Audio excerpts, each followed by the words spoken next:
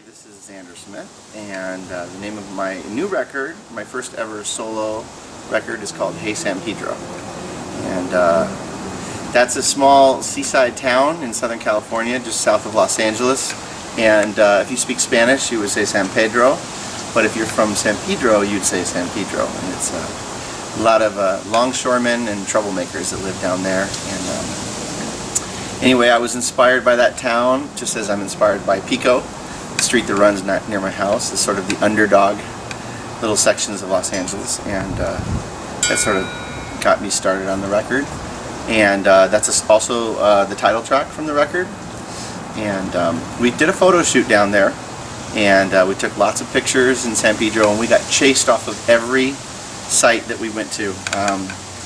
Police, security guards, there's a nuclear power plant, we went down to the shipping yards, but we did manage to get some photos that are in the record, and our cover is, it's hard to say whether it's San Pedro or Moscow, Russia, because strangely enough they both look very similar. So, well, I think that my new record is indie. It's just indie folk, indie acoustic instead of indie rock. You know, when I first started playing the guitar, I grew up on singer-songwriters. You know, my first record really was the White Album by the Beatles. But if you listen to that record, isn't it really, there's more showcases individuals. It's almost like a John Lennon solo song, or, you know, George Harrison or whatever. And I started listening to Neil Young at that time, and that was the music that my ear went towards in the beginning.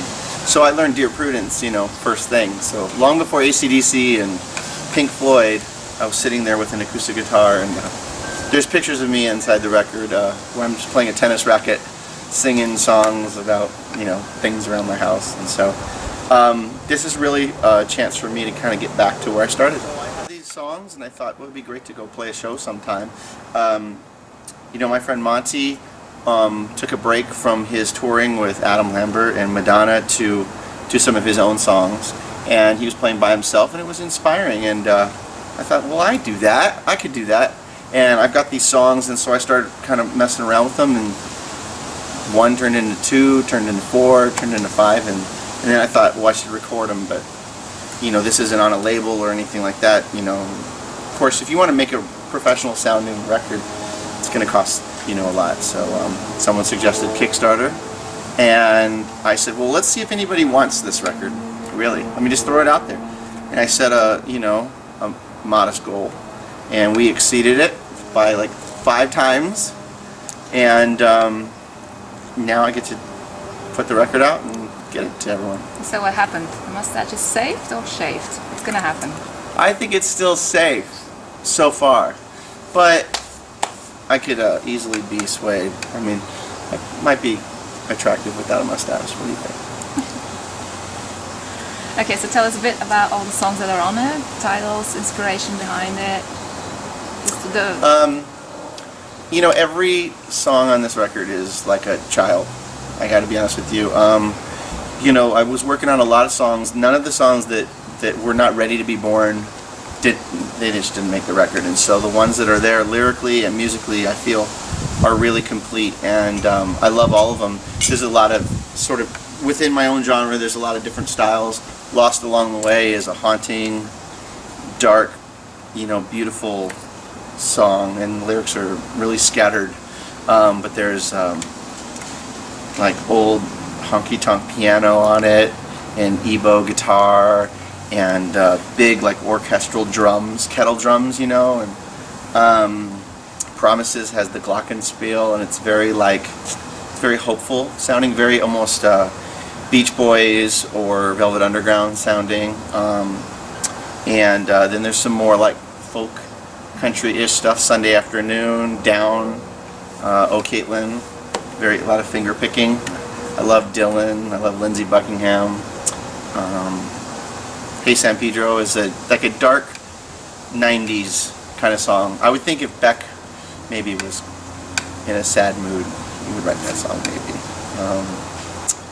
Yeah, Moving On is a really sad song about somebody that passed away, and it has Jessie Green playing strings on it. She plays with the Foo Fighters, and she did a wonderful job. So yeah, I love all the songs. So basically it's going around the theme of pain and just losing people to a hopeful ending?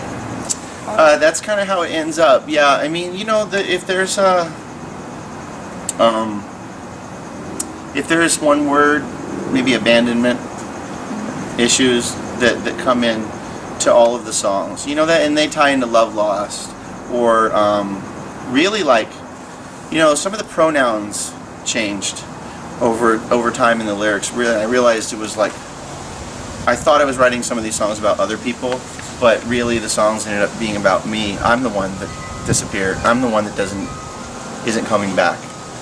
So in a way, it's been kind of a transformation from kind of how I was when I was in a lot of pain and to how I am now, which is... So it's quite autobiographical. Oh yeah. As a matter of fact, on the record, in the liner notes, I've just started putting the lyrics together. Now I think we have enough to make an extra fold or so, and I think I'm going to put lyrics in there. And when I put the lyrics in, I would like to thank the musicians that played on the song, but I'm also going to include a line on there about the person or persons that the songs are about. You know, which is something, you know, you hear later, 20 years later, Neil Young say, "Oh, that was about so and so that I met at this farmhouse in Ontario, Canada," or something. But you know, I want to give credit where credit is due, because these people, some of these people I can't even find anymore, but they definitely made an impression on me. Yeah. So what's your personal fave? Wow. If you can choose between your babies. Well, this is like you know, that movie Sophie's Choice. It's impossible. Depending on the mood, I have different favorites. I'm just right now sitting here thinking about all the songs. I couldn't choose one. There's a cover song on there. It'll take people a minute to figure out, by a Canadian artist, but I think I did a nice treatment on that song as well. But I probably would say, it's hard to say. I think that Moving On and Oh Caitlin are sort of bookends of how it used to be and how it is now. You know, I don't think that when I started writing Moving On, I could have written Oh Caitlin. And then now that I've written Oh Caitlin, I don't think I would be writing Moving On. That's all. So did you include any of the Russian heritage in the sounds? Yeah, absolutely. I mean, there is all kinds of, like with Lost Along the Way and Our Latest Tragedy, there is definitely a sort of Eastern European dark kind of flavor to it. My grandfather was, he was born in Transylvania. He was actually born in Bulgaria and Sofia, but they were from Romania.